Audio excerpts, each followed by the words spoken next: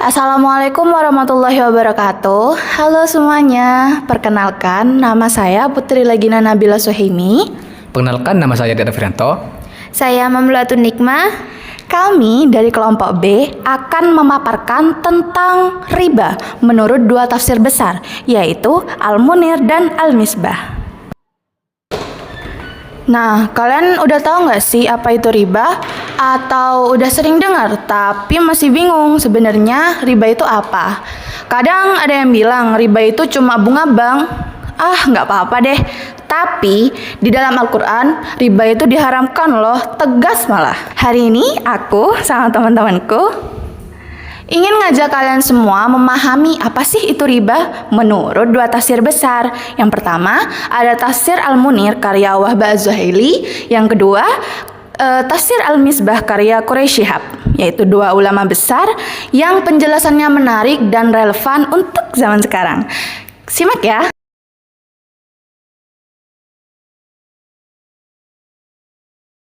Jadi, di sini saya akan menjelaskan tentang riba menurut tafsir Al-Munir, guys. Yang dimana menurut Wahbah Az-Zuhaili, riba ini bukan hanya soal tambahan dalam peminjaman, tetapi riba ini juga disebut sebagai bentuk kezoliman. Kenapa riba bisa disebut sebagai bentuk kezoliman? Karena orang yang memberikan pinjaman itu harus mensyaratkan harus mengembalikan lebih kepada si peminjam. Nah, jadi siapa tahu kan si peminjam ini kan keadaannya lagi terdesak atau lagi butuh uang. Dalam kondisi tadi yang sudah saya jelaskan, yang dimana si kaya ini memanfaatkan kesulitan kepada si miskin, yang dimana bukannya membantu tapi malah mempersulit. Wahbah Az-Zuhaili menyebut ini sebagai bentuk pelanggaran terhadap prinsip tolong-menolong dalam Islam, yang dimana dalam Islam sendiri mengajarkan kita untuk saling membantu sesama yang membutuhkan, bukannya untuk mencari keuntungan dari penderitaan orang lain. Dalam lagi, beliau menjelaskan bahwa riba itu dapat membuat hubungan sosial menjadi rusak, yang dimana ketika si kaya merasa dirinya itu berhak mendapatkan keuntungan dari kebutuhan si miskin, maka disitulah nilai kemanusiaan menjadi hilang. Maka wajar saja Al-Quran mengancam keras kepada pelaku riba. Bahkan dianggap sebagai perang dengan Allah dan Rasul, yang sudah dijelaskan di surat Al-Baqarah ayat 279. Lalu, bagaimana penjelasan dari Quraish Shihab dalam tafsir Al-Misbah? Menurut beliau, larangan riba tidak hanya terkait dengan hubungan individu, tetapi juga berkaitan dengan hubungan sosial yang lebih luas. Bayangkan saja, jika praktik riba dibiarkan, maka yang terjadi adalah ketimpangan sosial yang lebih parah. Orang kaya akan terus mendapatkan keuntungan tanpa resiko, sementara orang miskin akan terus terbebani dengan utang yang berbunga. Si kaya makin kaya dan si miskin makin miskin. Inilah yang menurut Quraish Shihab sangat berbahaya. Riba juga membuat sistem ekonomi tidak seimbang. Semua pihak seharusnya menanggung resiko dalam bisnis atau pinjam-meminjam.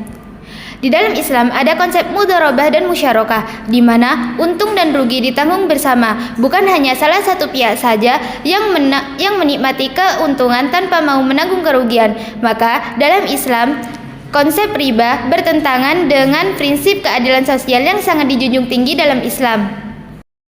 Oh iya, kalau kita bandingkan dua tafsir besar tadi, tafsir Al-Munir tuh lebih fokus pada aspek moral sama kezaliman individu loh. Yang artinya, riba itu dilarang secara pribadi karena menindas orang lain. Sementara untuk tafsir Al-Misbah fokus pada aspek sosial, yang dimana riba itu dilarang karena dapat menciptakan sistem ekonomi yang tidak adil yang membahayakan masyarakat luas. Teman semua, marilah kita jauhi yang namanya riba. Sekecil apapun bentuknya, jangan pernah mendekati riba, apalagi sampai melakukan praktik riba.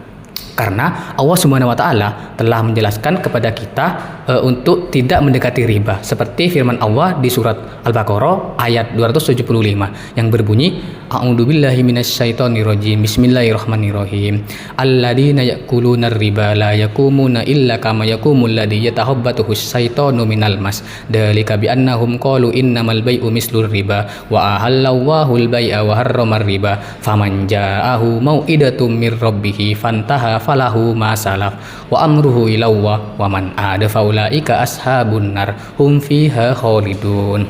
Yang dimana intinya pada ayat tersebut itu menjelaskan bahwa Allah Subhanahu wa taala melarang kita untuk mendekati praktek riba. Apalagi ketika kita melakukan riba, nah hukumnya itu sangat berat kelak di akhirat nanti.